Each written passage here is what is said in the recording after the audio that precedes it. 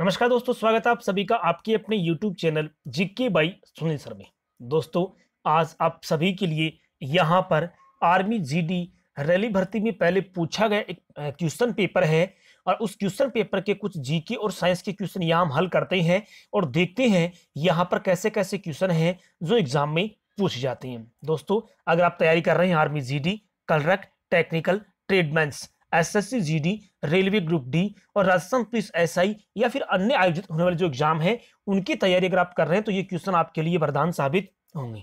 बहुत ही अच्छे क्वेश्चन है, जैसा कि आप सभी को स्क्रीन पर यहाँ पर दिखाई दे रहा है। पहला क्वेश्चन जो एक बार पहले आर्मी जीडी के पेपर में पूछा गया है, दिया है कि टाइम 1 घंटे का है, क्वेश्चन 50 है। तो मेरे यहाँ पर इस पेपर में मैं यहाँ पर मैथ्स और रीजनिंग के क्वेश्चन लेकर नहीं आया हूं। यहाँ अपने क्वेश्चन टोटल रहेंगे 21। ठीक है, देखते हैं सबसे पहला क्वेश्चन, विश्व स्वास्थ्य दिवस प्रति वर्ष कब मनाया जाता है। बिल्कुल आसान सा क्वेश्चन है कि विश्व स्वास्थ्य दिवस प्रति वर्ष 7 अप्रैल को मनाया जाता है। कितने अप्रैल को मनाते हैं? 7 अप्रैल को। चलिए देखते हैं अगला क्वेश्चन। दोस्तों, अगर आप इस चैनल पे पहली बार आ रहे हैं तो प्लीज हमारे चैनल को सब्सक्राइब कर ले, क्योंकि यहाँ पर प्रतिदिन आपको मिलेंगे जीके और जनरल साइंस की बहुत ही शानदार क्वेश्चन। जीके में यहाँ पर इंडिया और वर्ल्ड जीके दोनों के क्वेश्चन आपको यहाँ पर मिलेंगे। इसके अलावा भी आपको अगर पढ़ना है तो मैंने मेरी प्लेलिस्ट आर्मी जीडी पेपर के नाम से बना रखी है, वहां से आप उस प्लेलिस्ट से भी ऐसे क्वेश्चन पढ़ सकते हैं। असहयोग आंदोलन किस वर्ष में गांधी जी के द्वारा शुरू किया गया? देखिए कितना अच्छा क्वेश्चन है कि असहयोग आंदोलन शुरू करने वाले कौन? गांधी जी। निम्न में से उन्होंने इसकी शुरुआत कब करी है? तो ये शुरुआत 1920 को करी थी। असहयोग का मतलब गांधी जी हमेशा यही कहते थे कि हमें हिंसा नहीं करनी है, हमें लड़ाई झगड़ा नहीं करना है, हमें इन अंग्रेजों का सहयोग करना बंद कर देना है। मतलब उसी को क्या कहा है? असहयोग का है कि हमें इनका सहयोग ही नहीं करना है और हम इनका सहयोग नहीं करेंगे तो ये अपने आप यहां से चले जाएंगे। लेकिन दोस्तों 11 फरवरी 1922 को उत्तर प्रदेश के चौरी चौरा नामक स्थान पर एक बड़ी घटना हुई, जिसकी वजह से गांधी जी ने असहयोग आंदोलन को वापस से ले लिया था। चलिए देखते हैं अगला क्वेश्चन। कयाक इनमें से किससे संबंधित है? कयाक है दोस्तों, वैसे इनको कहा जाता है कयाक कहा जाता है। थोड़ा सा इंग्लिश वर्जन इसका देख लीजिए। Kayak is a kind of, kayak इनमें से किससे संबंधित है? तो दोस्तों कयाक जो है वो एक नाव है। कयाक क्या है? एक नाव है और ये एस्किमो जनजाति जो है, जो उत्तरी ग्रीनलैंड, उसके बाद में वफन द्वीप, हडसन की खाड़ी जहां पर ये रहते हैं, वहां पर ये बर्फ पर चलने वाली एक कयाक है, उसको वो क्या कहते हैं? नाव कहते हैं। देखते हैं अगला क्वेश्चन, आपके सामने दिया हुआ है 4 का। नासिक निम्न में से कौन सी नदी के तट पर स्थित है? 2 ऑप्शन यहां पर दिए गए, कृष्णा और नर्मदा, और 2 ऑप्शन आपको मैं यहां पर दिखा रहा हूं, गोदावरी या इनमें से कोई नहीं है। तो नासिक जो महाराष्ट्र में स्थित है, निम्न में से कौन सी नदी के किनारे स्थित है? दोस्तों नासिक गोदावरी नदी के किनारे स्थित है। गोदावरी नदी का उद्गम जो है ये महाराष्ट्र के त्रिबंक पहाड़ से होता है और दक्षिण भारत में बहने वाली ये सबसे लंबी नदी के रूप में जानी जाती है। देखिए स्क्रीन पर आपके सामने अगला क्वेश्चन है। भारत का एकमात्र जल प्रशिक्षण जहाज है, जल प्रशिक्षण ट्रेनिंग दी जाती है, कहां पर दी जाती है? तो यह है INS तरंगिनी। कौन है? INS तरंगिनी है, जो भारत का एकमात्र जल प्रशिक्षण जहाज के रूप में जाना जाता है। देखते हैं अगला क्वेश्चन। दुनिया की सबसे लंबी नदी अमेजन कहां से बहती है?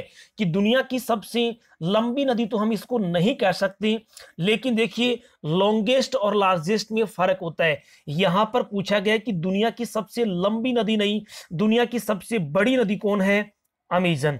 अमेजन नदी कहां बहती है? तो दोस्तों यह बहती है दक्षिणी अमेरिका में। यह थोड़ा सा मिस्टेक अपन समझ सकते हैं। दुनिया की सबसे लंबी नदी के रूप में नील को जाना जाता है। अमेजन दुनिया की लंबी नहीं, अमेजन दुनिया की सबसे बड़ी नदी के रूप में जानी जाती है। लंबी नील लॉन्गेस्ट है और लार्जेस्ट कौन है? बड़ी है। क्वेश्चन थोड़ा सा गलत हो सकता है यहां पर, लेकिन ये बहती है, अमेजन पूछा, नाम दे दिया अमेजन का, तो अमेजन कहां बहती है? दक्षिणी अमेरिका में बहती है। अमेजन के वन दुनिया के हृदय कहलाते हैं, दुनिया के फेफड़े कहलाते हैं, दुनिया की बहुत बड़ी ऑक्सीजन की पूर्ति अमेजन के वनों से ही होती है। देखते हैं अगला क्वेश्चन। कौन सा दस्तावेज भारत की आधिकारिक भाषाओं का विवरण रखता है? इनमें से कौन सा दस्तावेज है जो भारत की आधिकारिक भाषाओं का विवरण रखता है? तो 8वीं अनुसूची नाम आपने सुना होगा, बस वही बात है। थोड़ी सी क्वेश्चन की यहाँ पर भाषा को चेंज किया गया, बदला गया है। दस्तावेज मतलब ये 9वीं अनुसूची, 11वीं, 8वीं और नन ऑफ दीज, इनमें से कोई नहीं। तो 8वीं अनुसूची में आधिकारिक भाषाओं का, मान्यता प्राप्त भाषाओं का विवरण दिया गया, और कुछ नहीं है, केवल क्वेश्चन की भाषा कोई बदला गया है। देखते हैं अगला क्वेश्चन। भारतीय सेना में कमानों की संख्या पूछी। दोस्तों भारतीय सेनाओं से संबंधित क्वेश्चन ये पेपर है, और उसी से संबंधित यहां पूछा कि भारतीय सेना में कमान है, तो भारतीय सेना में कितनी कमान है? 7 कमान है। ठीक है, तो भारतीय सेना में 7 कमान है। देखते हैं अगला क्वेश्चन। जिम कॉर्बेट राष्ट्रीय उद्यान निम्न में से कहां पर स्थित है? तो दोस्तों जिम कॉर्बेट राष्ट्रीय उद्यान है वो उत्तराखंड में स्थित है, और उत्तराखंड भारत का एक नया राज्य बना था, उसी राज्य में स्थित है जिम कॉर्बेट राष्ट्रीय उद्यान। अगला क्वेश्चन, सऊदी अरब की मुद्रा है। दोस्तों एक तो राष्ट्रीय उद्यानों संबंधित क्वेश्चन प्रत्येक आर्मी, जीडी, कलर, ट्रेडमैन के एग्जाम में पूछा जाता है, और एक पूछ जाता है मुद्रा के बारे में। प्रत्येक एग्जाम में मुद्रा के बारे में पूछ जाता है। सऊदी अरब की मुद्रा है दोस्तों क्या? रियाल है। सऊदी अरब की मुद्रा क्या है? रियाल है, तो याद रखना है। चलिए देखते हैं अगला क्वेश्चन। स्वतंत्र भारत की पहली महिला गवर्नर कौन थी? स्वतंत्र भारत के स्वतंत्र होने के बाद पहली महिला राज्यपाल कौन बनी है? तो क्वेश्चन का आंसर होगा सरोजिनी नायडू। सरोजिनी नायडू है ये स्वतंत्र भारत की पहली राज्यपाल या पहली महिला गवर्नर के रूप में चुनी गई है। देखते हैं अगला क्वेश्चन। गाइड पुस्तक के लेखक इनमें से कौन है? गाइड पुस्तक के लेखक, ये मेरे पहले भी मैंने यहाँ पे अपने मॉडल पेपर बनाए थे, उसमें भी ये दिया हुआ है कि गाइड पुस्तक के लेखक इनमें से कौन है। तो गाइड पुस्तक के लेखक है R.K. नारायण, और ये बहुत बार आर्मी की जीडी की एग्जाम में पूछा जा चुका है, आज के बाद में आपको भूलना नहीं है। गाइड पुस्तक के लेखक R.K. नारायण। अगला क्वेश्चन है, सशस्त्र बलों के सर्वोच्च कमांडर कौन होते हैं? दोस्तों तीनों सेनाओं के सर्वोच्च कमांडर के बारे में भी आपको याद रखना है।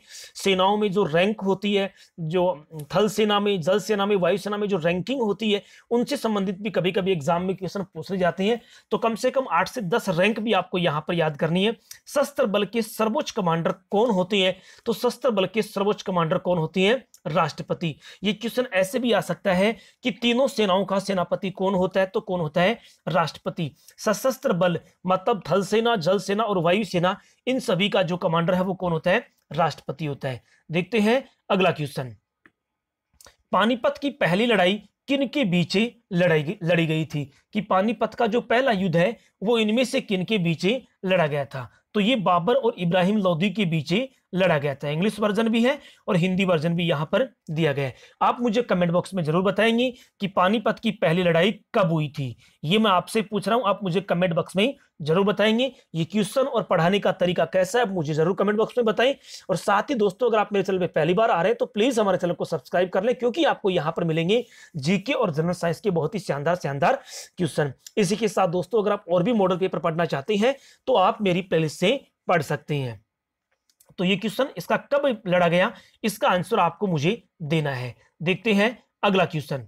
अगला क्वेश्चन आपके सामने स्क्रीन पर है, साइंस का क्वेश्चन है। मलेरिया किसके कारण होता है? क्या मलेरिया जीवाणु के कारण, क्या मलेरिया प्रोटोजोआ के कारण, क्या मलेरिया वायरस के कारण, क्या कवक, यानी किसके जनित रोग है ये? तो मलेरिया प्रोटोजोआ जनित रोग है। मलेरिया कैसा रोग है? प्रोटोजोआ जनित रोग है मलेरिया। तो आंसर बी यहां पर क्या होगा? राइट होगा।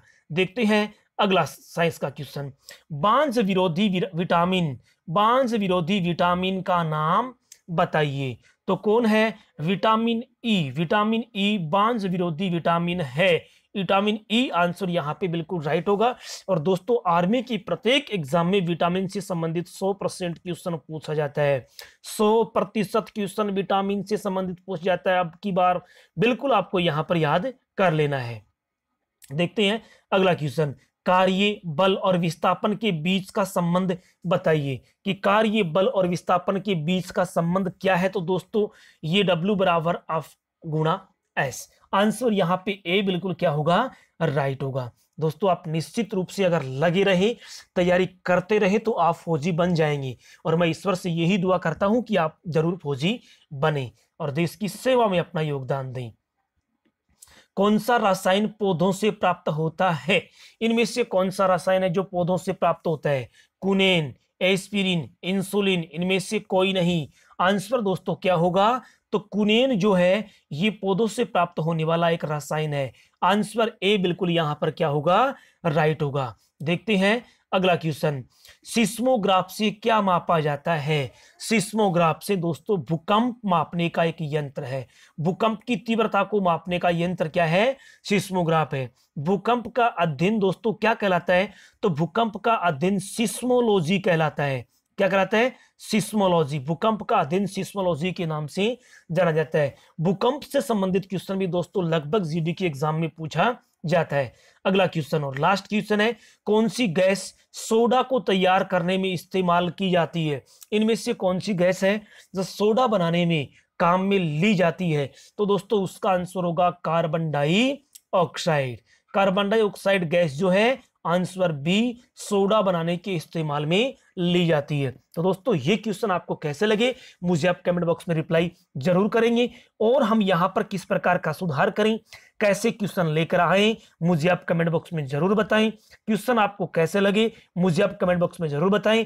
अगर आप इसी प्रकार के जीडी, कलरक, ट्रेडमैन और टेक्निकल के पेपर की तैयारी करना चाहते हैं तो प्रतिदिन दोपहर 12 बजे इसका वीडियो डाला जाएगा, और आप मेरी प्ले लिस्ट से भी पढ़ सकते हैं। वहां पर भी आपको मिल जाएगा, प्ले लिस्ट का लिंक है वो आपको डिस्क्रिप्शन में मिल जाएगा, आप वहां से प्राप्ति कर सकते हैं। तो मैं ईश्वर से यही दुआ करता हूं कि आप निश्चित रूप से फौजी बने, देश की सेवा करें, अपना मान सम्मान बढ़ाएं। Thank you. जय हिंद, जय भारत।